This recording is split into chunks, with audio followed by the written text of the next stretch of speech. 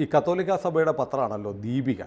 ദീപിക എടുക്കുന്ന നിലപാടുകൾ കേരളത്തിലെ ഇസ്ലാമിസ്റ്റുകൾക്ക് വല്ലാത്ത അസ്വസ്ഥത ഉണ്ടാക്കുന്നുണ്ട്.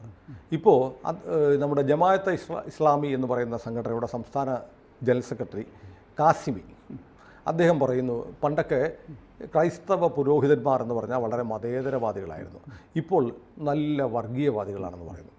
ഇതിൻ്റെ ഒരു പശ്ചാത്തലം എന്താണ്? ഓക്കെ.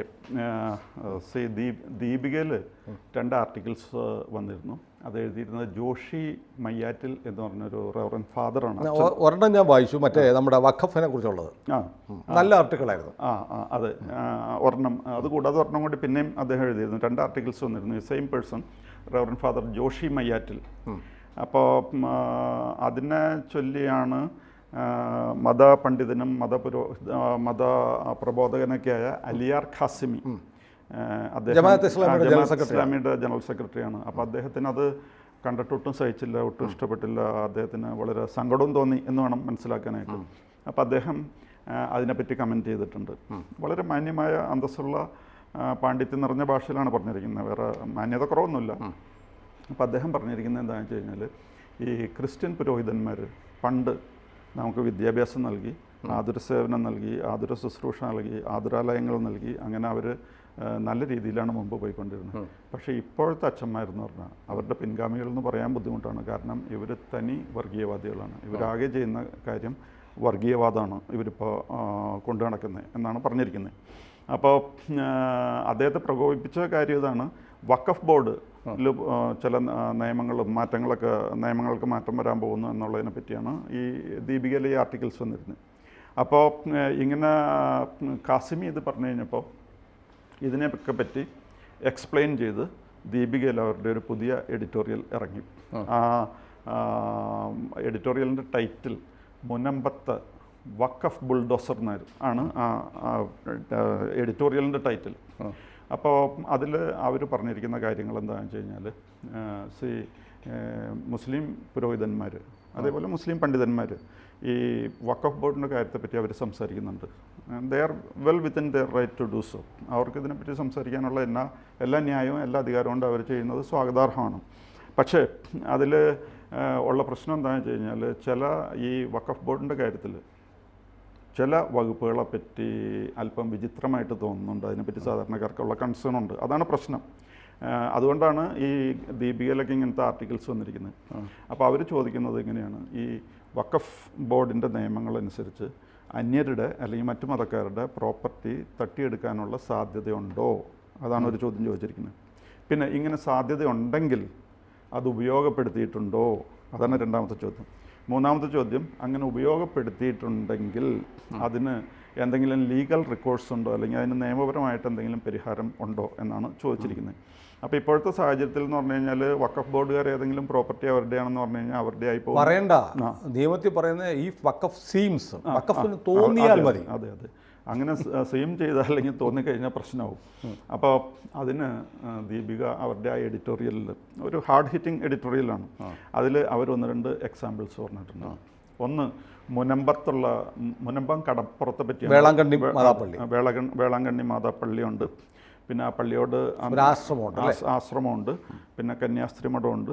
പിന്നെ 600 കൂടുതൽ ഫാമിലീസ്, ഫിഷിംഗ് തൊഴിലായിട്ട് സ്വീകരിച്ചിരിക്കുന്ന ഫാമിലീസ് ഉണ്ട്. അവരൊക്കെ കൂടിയാണ് അവിടെ താമസിക്കുന്നത്. പക്ഷേ ഇപ്പോൾ ആരോ അവിടെ എന്തോ ആവശ്യത്തിന് രജിസ്ട്രാർ ഓഫീസിൽ പോയി കഴിഞ്ഞപ്പോൾ പറഞ്ഞു, അയ്യോ ഇത് ഇപ്പോൾ നിങ്ങളുടെ പ്രോപ്പർട്ടി എന്ന് പറഞ്ഞാൽ നടന്നിട്ട് കാര്യമില്ല. കാരണം ഇതിപ്പോൾ വഖഫ് പ്രോപ്പർട്ടിയാണ്. ഇത് വിൽക്കുകയോ അല്ലെങ്കിൽ ഇവിടെ എന്തെങ്കിലും കാര്യങ്ങൾ ചെയ്യണമെന്നുണ്ടെങ്കിൽ, അതായത് അവിടെ 404 ഏക്കേഴ്സ് ഉണ്ട് ഈ പറയുന്ന സ്ഥലം. ഈ 404 ഏക്കേഴ്സ് ഇപ്പോൾ വഖഫ് പ്രോപ്പർട്ടിയാണ്. അവിടെ എന്ത് ചെയ്യണമെങ്കിലും വഖഫ് ട്രിബ്യൂണലിൻ്റെ നോ ഒബ്ജക്ഷൻ സർട്ടിഫിക്കറ്റുമായിട്ട് വന്നാലേ നമുക്ക് എന്തെങ്കിലും ചെയ്യാൻ പറ്റുള്ളൂ. അപ്പോൾ പലർക്കും പെൺകുട്ടികളുടെ വിവാഹം കഴിക്കാനുണ്ട്, അല്ലെങ്കിൽ കുട്ടികളെ പഠിപ്പിക്കാനുണ്ട്, ലോൺ എടുക്കാനുണ്ട്. ഇതിനൊക്കെ ഈ ഭൂമി ഉപയോഗപ്പെടുത്താൻ എല്ലാവരും വിഷമിച്ച് നടക്കുകയാണ്. ആ സമയത്താണ് ഈ സാഹചര്യം പറഞ്ഞത്. അപ്പോൾ രജിസ്ട്രാർ ഓഫീസിലുള്ളവർ ഇതിൻ്റെ ചരിത്രവും എക്സ്പ്ലെയിൻ ചെയ്തു.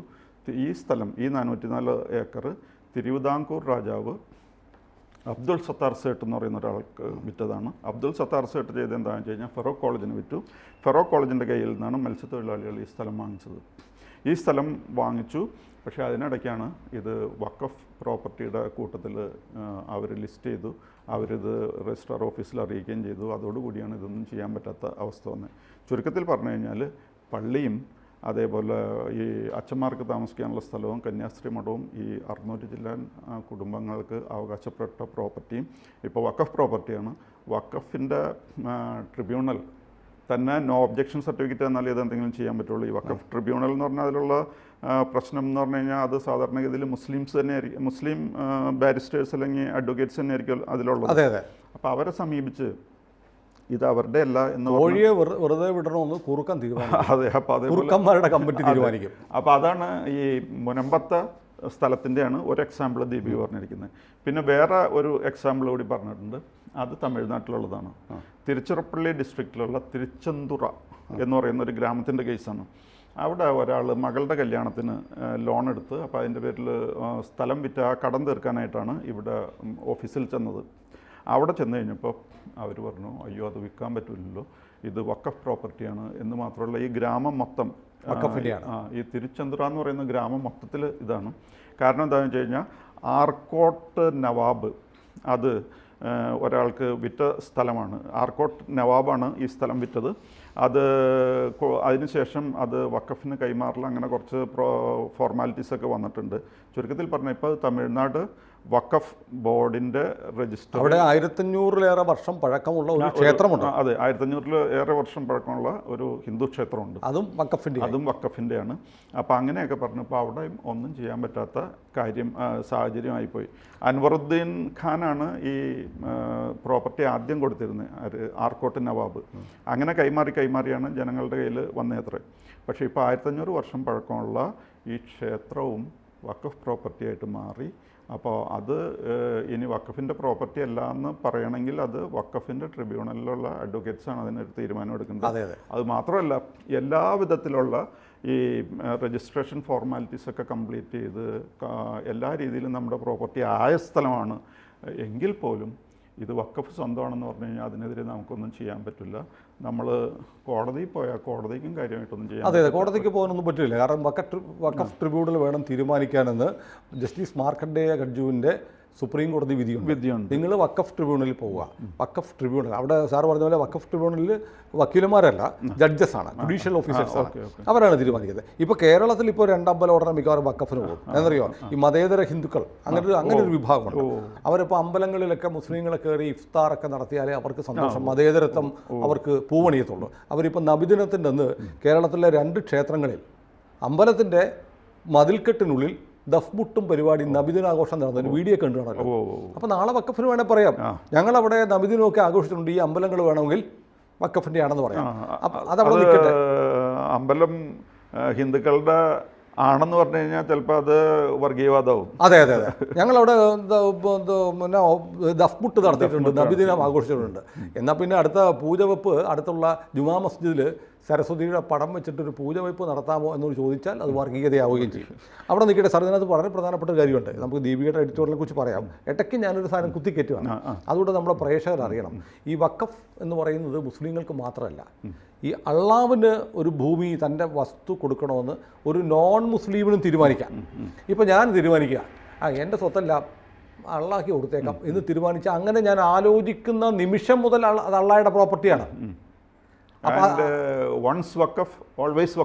അപ്പം ഞാൻ വിചാരിച്ചാൽ മതി. ഒരു മുസ്ലിം തന്നെയല്ല, മുസ്ലിം അല്ലാത്ത ഒരു ക്രൈസ്തവനോ ഹിന്ദുവോ സിഖുകാരനോ വിചാരിച്ചാൽ പോലും വഖഫിൻ്റെ പ്രോപ്പർട്ടിയായി മാറുമെന്നുള്ള വകുപ്പ് 95-ൽ മൻമോഹൻ സിംഗിന്റെ വകുപ്പ് സർക്കാർ കൊണ്ടുവന്നു. അത് മനഃപൂർവ്വം കൊണ്ടുവന്നതാണ്. കാരണം എന്നറിയോ, ഇപ്പം സാറിൻ്റെ പ്രോപ്പർട്ടി നാളെ വഖഫിന് വന്ന് പറയാം ഇത് വഖഫാണ്.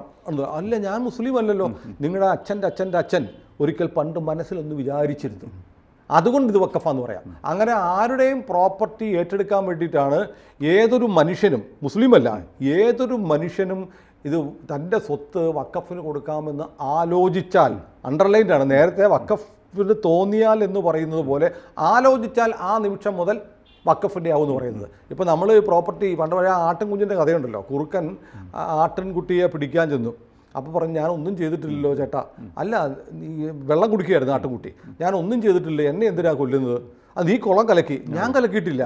നീയല്ല, നിൻ്റെ അപ്പൻ്റെ അപ്പൻ കുളം കലക്കിയിട്ടുണ്ടെന്ന് പറഞ്ഞ് ആട്ടിൻകുട്ടിയെ പിടിച്ച കുറുക്കനെ പോലെ ഒരു ഹിന്ദുവിനോടും ഒരു ക്രിസ്ത്യാനിയോടും പറയും നിങ്ങളുടെ അച്ഛൻ്റെ അച്ഛൻ പണ്ട് ഇത് അള്ളാഹിക്ക് കൊടുക്കാൻ ആലോചിച്ചിട്ടുണ്ടായിരുന്നു, അന്ന് മുതൽ ഇത് വഖഫിൻ്റെ ആണെന്ന് പറഞ്ഞ് വേണമെങ്കിൽ ഇന്ത്യയിലെ ഏതു ഭൂമിയും ഏറ്റെടുക്കാൻ വഖഫ് നിയമപ്രകാരം. വേറെ ഒരു രസം വന്നേക്കണ എന്താണെന്ന് വെച്ച് കഴിഞ്ഞാൽ മുകേഷ് അംബാനിയുടെ ആന്റിലിയ ലോകത്തിലെ ഏറ്റവും വില കൂടിയ. അതെ, നമ്മൾ ഇന്നലെ അത് പ്രത്യേക ഒരു എപ്പിസോഡ് നമ്മൾ ഷൂട്ട് ചെയ്തിരുന്നു, ഇന്നലെ നമ്മൾ ചെയ്തിട്ടുണ്ട്.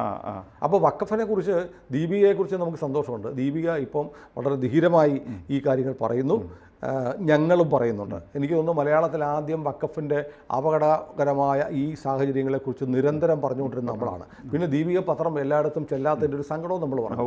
അതിൻ്റെ ഒരു റിസൾട്ട് ഉണ്ടായി കേട്ടോ. നമ്മുടെ പർപ്പസ് സർവ് ചെയ്തു. ദീപികയുടെ general manager father Jino Punnamattam എന്നെ വിളിച്ചിരുന്നു. അദ്ദേഹം എന്നെ ഒന്ന് കളിയാക്കാനൊക്കെ തുടങ്ങിയത്, ഞങ്ങളുടെ പത്രം എല്ലായിടത്തും ഒക്കെ ഉണ്ടെന്ന്. അപ്പോൾ ഞാൻ പറഞ്ഞു ഇല്ലാത്ത സ്ഥലമൊക്കെ പറഞ്ഞു. അപ്പോൾ ഞാൻ എവിടെയാണെന്ന് ചോദിച്ചാൽ പറഞ്ഞു ഞാൻ എറണാകുളത്താണ്. അങ്കമാലി രൂപതയുടെ ഭാഗത്താണ്, അത് രൂപത മേഖലയിലാണ്. ചിലപ്പോൾ പത്രം കാണത്തില്ല, അവിടെ ഇന്റേണൽ ക്ലാഷ് ഉണ്ട്. ദീപിക പത്രം ഇനിയും എല്ലായിടത്തും ഒന്നും എത്തിയിട്ടില്ല അച്ഛാ, ഇനിയും എത്തണം. ഈ ധീരമായ നിലപാട് ദീപിക എടുക്കുന്നത് നല്ലതാണ്. പിന്നെ ഈ സംസാരിച്ചപ്പോൾ എനിക്ക് മനസ്സിലായി ഫാദർ ജിനോ പുന്നമറ്റം ഒരു ഡൈനാമിക് കിടിലൻ കക്ഷിയാണ്, കിടിലൻ അച്ഛനാണ്. ഇതുപോലുള്ള അച്ഛന്മാർ സജീവമായി കത്തോലിക്ക സഭയിൽ ഉണ്ടാവട്ടെ. അപ്പോഴാണ് കാസിമിമാർക്കും പ്രശ്നം ഉണ്ടാവുന്നത്. അതേപോലെ സാക്കിർ നായക്കാണ് മുകേഷ്. അതെ, സാക്കിർ നായിക്ക് ഇതൊന്നും അറിയുന്നില്ല. അയാൾക്ക് ഇന്ത്യ വന്നാൽ പിടിച്ച് ജയിലിലിടും നമ്മൾ. അപ്പോൾ ഏതായാലും ഈ കാസിമി ഇങ്ങനെ പറയുന്നത് ശ്രദ്ധിക്കേണ്ടത് സഭ അറിയണം. പക്ഷെ വേറെ കാര്യമുണ്ട്, കാസിമിയുടെ സ്റ്റേറ്റ്മെൻറ്റിൽ ഒന്നിലും ദീപിക ഉന്നയിച്ച ഈ ഇഷ്യൂസ് ഉണ്ടല്ലോ, ഈ വഖഫ് നിയമപ്രകാരം ആരുടെ പ്രോപ്പർട്ടിയും വഖഫിന് തോന്നിയാൽ എടുത്തുകൊണ്ട് പോകാം എന്ന നിയമം, എന്ന വ്യവസ്ഥ തെറ്റാണെന്ന് പറയാൻ ഇവർ തയ്യാറാവുന്നില്ല. ഞങ്ങൾക്ക് ആരുടെയും വേണം. ഇന്ത്യ ഇസ്ലാമികവൽക്കരിക്കാൻ, ഇസ്ലാമിക രാഷ്ട്രമാക്കാൻ ഏറ്റവും എളുപ്പമാണ്. പിന്നെ ഈ ദീപിക ആലോചിക്കേണ്ട ഒരു കാര്യമുണ്ട്, കത്തോലിക്ക സഭയിലെ ആളുകൾ ആലോചിക്കേണ്ടതുണ്ട്. നമ്മൾ വോട്ട് ചെയ്ത് കൊടുത്താൽ വിജയിപ്പിച്ച കുറേ എം പിമാരുണ്ടേ. ഈ ക്രിസ്ത്യൻസിനെ സംബന്ധിച്ചിടത്തോളം കുറെ കാലം കോൺഗ്രസ് എന്ന് പറഞ്ഞാൽ ക്രിസ്ത്യൻസ് ഇപ്പോഴും അങ്ങനെയൊക്കെ തന്നെയാണ്. കൊടിക്കുന്നിൽ സുരേഷ് എന്ന് പറഞ്ഞ ആ വിദ്വാൻ, ഏറ്റവും സീനിയർ മോസ്റ്റ് എം പി, അവിടെ മുസ്ലിം സംഘടനകളുടെ മാത്രം ഈ യോഗം വിളിച്ചു ചേർത്തു വഖഫ് ബില്ലിനെ എതിർക്കാൻ വേണ്ടി. ഹൈബി ഈഡൻ എന്ന് പറഞ്ഞൊരു എം പി എറണാകുളത്തുണ്ട്. ഇവിടുത്തെ കത്തോലിക്ക സമുദായത്തിൽപ്പെട്ട ആളിലൊക്കെ വോട്ട് ചെയ്യുന്ന അവരുടെ പുന്നാര എം പി ആണ്. അദ്ദേഹം പാർലമെന്റിൽ പോയിട്ട് വഖഫ് നിയമ ഭേദഗതിയെ എതിർത്താണ് സംസാരിച്ചത്. ഇനി വോട്ടും ചെയ്യും. അതുകൂടെ ആലോചിക്കണം. അപ്പോൾ ദീപിക ഇത് പറഞ്ഞു നിർത്തുന്നത് എങ്ങനെയാണ്? നിസ്സഹായരുടെ വീടുകൾ ഇടിച്ചു നിർത്താൻ ശ്രമിക്കുന്ന ബുൾഡോസേഴ്സ് വഖഫ് ബോർഡിൻ്റേതായാലും അനങ്ങരുത് എന്ന് പറയണം എന്ന് പറഞ്ഞാൽ ആര് പറയും എന്നുള്ളതാണ്. LDF പറയില്ല, UDF പറയില്ല. അതാണ് പ്രശ്നം. LDF UDF ഇത് പറയാൻ പോണില്ല. അല്ല, ദീപിക പത്രം മുൻകൈ എടുത്ത്, കേരളത്തിലെ കത്തോലിക്ക സഭ മുൻകൈ എടുത്ത് കേരളത്തിലെ MP മാരുമായി സംസാരിക്കുമോ? MP മാരോട് നിങ്ങളുടെ നിലപാട് വ്യക്തമാക്കണം. വഖഫ് നിയമത്തിലുള്ള ഈ വ്യവസ്ഥകൾ സംബന്ധിച്ച് നിങ്ങളുടെ നിലപാട് എന്താണെന്ന് വ്യക്തമാക്കാനുള്ള ഒരു ഇനിഷ്യേറ്റീവ് ദീപിക എടുക്കണം. എടുത്തില്ലെങ്കിൽ ഇത് വെറും പ്രഹസനമാണെന്ന് പറയേണ്ടി വരും. കാരണം നിങ്ങൾ ആളുകളെ ബോധവൽക്കരിക്കുന്നതൊക്കെ കൊള്ളാം, അതുകൊണ്ട് മാത്രം കാര്യമില്ല. ഇതിന് തീരുമാനം എടുക്കാൻ കഴിയേണ്ടത് പൊളിറ്റിക്കൽ പാർട്ടികൾക്കാണ്, ജനപ്രതിനിധികൾക്കാണ്. പൊളിറ്റിക്കൽ പാർട്ടികളോടും നമ്മുടെ കേരളത്തിൽ നിന്നുള്ള 20 MP മാരോടും വഖഫ് നിയമത്തെക്കുറിച്ചുള്ള നിങ്ങളുടെ നിലപാട് എന്താണെന്ന് മറുപടി പറയാൻ ദീപിക ആവശ്യപ്പെടണമെന്ന് ഞങ്ങൾ മുന്നോട്ട് വെക്കുകയാണ്. ദീപിക അത് ഏറ്റെടുക്കുമോ? ഫാദർ ജിനോ പുന്നമറ്റം അച്ഛൻ കൂടെ കേൾക്കാനാ. അതെ, അത് ദീപിക അത് ഏറ്റെടുക്കും. പക്ഷേ മറുപടി ആരും അയക്കില്ല. വേണ്ട, ആരും മറുപടി അയച്ചില്ല എന്നുള്ള പ്രസിദ്ധീകരിക്കണം. ഞങ്ങൾ ഇന്ന MP മാരുടെ 20 MP മാർക്കും രാജ്യസഭയിലെ 9 MP മാർക്കും ഞങ്ങൾ അവരോട് ചോദിച്ചു. അവരുടെ മറുപടി 9 പേരുടെ പടം കൊടുത്തിട്ട് മറുപടി പറഞ്ഞില്ല എന്ന് 1-ാം പേജ് പ്രസിദ്ധീകരിക്കണം. മറുപടി പറഞ്ഞ ഒരാളുണ്ടെങ്കിൽ അയാളുടെ ചിത്രവും പ്രതികരണവും കൊടുക്കണം. തയ്യാറാവുമോ ദീപിക? ഇതൊരു വെല്ലുവിളിയാണ്. ജിനോ പുന്നമറ്റം അച്ഛൻ ദീപികയുടെ ബഹുമാന്യനായ ജനറൽ മാനേജർ ഇത് കേൾക്കണം. ദീപിക ഈ ഒരു ചാലഞ്ച് ഏറ്റെടുക്കണം. കേരളത്തിലെ ജനപ്രതിനിധികളോട്, രാഷ്ട്രീയ പാർട്ടികളോട് വഖഫ് നിയമം സംബന്ധിച്ചുള്ള നിങ്ങളുടെ അഭിപ്രായം എന്താണെന്ന് പറയാൻ ദീപിക ഒരു പ്ലാറ്റ്ഫോം ഒരുക്കണമെന്നാണ് നമ്മുടെ ആവശ്യം. കൂടുതൽ വാർത്തകളും വിശേഷങ്ങളും നിങ്ങളിലേക്ക് എത്താൻ ABC മലയാളം സബ്സ്ക്രൈബ് ചെയ്യുക, ബെൽ ബട്ടണും അമർത്തുക.